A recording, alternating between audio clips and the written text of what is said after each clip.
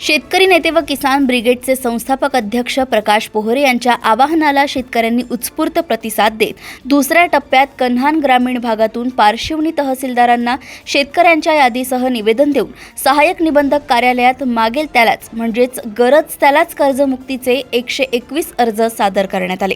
सोमवार दिनांक 26 मे रोजी दैनिक देशोन्नतीचे मुख्य संपादक व शेतकरी नेते आणि किसान ब्रिगेडचे संस्थापक अध्यक्ष प्रकाश पोहरे यांच्या आवाहनाला उत्स्फूर्त प्रतिसाद देत दुसऱ्या टप्प्यात कन्हान ग्रामीण भागातून पारशिवनी तहसीलमध्ये शेतकरी पोहोचून अर्ज सादर करण्यास शेतकऱ्यांच्या शिष्टमंडळाने पारशिवनी तहसीलदार सुभाष वागचौर यांना भेटून शेतकरी कर्जमुक्ती एकूण 121 अर्ज शेतकऱ्यांच्या नावाच्या यादीसह निवेदन दिले। तसेच सहाय्यक निबंधक पालटकर यांना शेतकऱ्यांचे कर्जमुक्तीचे एकूण 121 अर्ज सादर करण्यात आले। या प्रसंगी देशोन्नती कन्हान प्रतिनिधी मोतीराम रहाटे, पत्रकार कमलसिंग यादव व किसान ब्रिगेडचे राहुल वानखेडे यांच्या नेतृत्वात शेतकऱ्यांच्या शिष्टमंडळाने शेतकऱ्यांच्या नावाच्या यादीसह निवेदन तहसीलदार सुभाष वागचौर आणि नायब तहसीलदार रमेश पागोटे यांना कर्जमुक्तीचे 121 शेतकऱ्यांच्या नावाच्या यादीसह निवेदन सादर केले। शिष्टमंडळात मोतीराम रहाटे, राहुल वानखेडे, कमलसिंग यादव,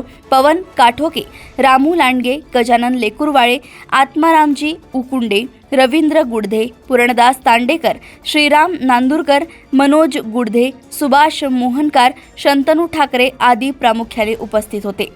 तदनंतर सहाय्यक निबंधक पारशिवनी कार्यालयात मागेल त्यालाच म्हणजेच गरज त्यालाच कर्जमुक्तीचे कन्हान 4, कांद्री 5, केरडी 21, वाघोली 9, तेलंगखेडी 11, बोर्डा 23, नीलज 5, सिंगारदीप 7, निमखेडा 7, वराडा 5, गहू हिवरा 2, साटक 5, डुमरी खुर्द 1, बखारी 1, टेकाडी 1, बोरी 1, खंडाळा डुमरी 2, खेडी 5 असे एकूण 121 अर्ज सादर करण्यात आले।